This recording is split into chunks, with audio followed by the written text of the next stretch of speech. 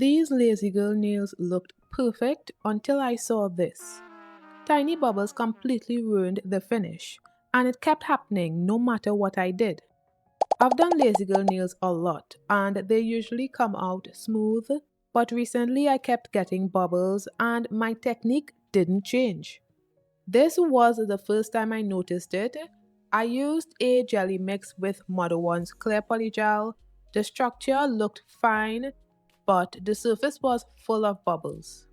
And once it cures, you can't fix this. So I tested again with a different mix using Macart clay. And even though it looked better, the bubbles were still there, especially inside the nail.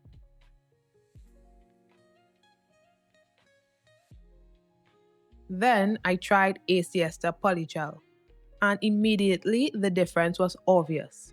No bubbles, smooth finish, clean result. But this is what confused me. Same method, so why does one look like this and the other looks completely smooth? That's when I realized it wasn't my technique, it was the polygel. Softer formulas trap air when you press. Stronger formulas stay smooth. So lazy girl nails aren't the problem, the product is. So if your lazy girl nails keep turning bubbly, it might not be you, it might be what you're using. And choosing the right product changes everything. And this matters because lazy girl nails rely on pressure to spread the product.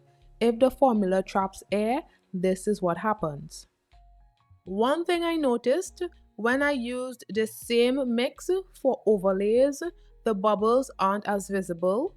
So the method also matters because I'm not pressing the product the same way. If you want to avoid this, stick to stable polygels like a Siesta and avoid mixing products, especially when using the lazy girl method, because once you start mixing, you increase the chances of trapping air. I'm going to keep testing lazy girl techniques to find what actually works. So if you've had this happen, comment what polygel you used.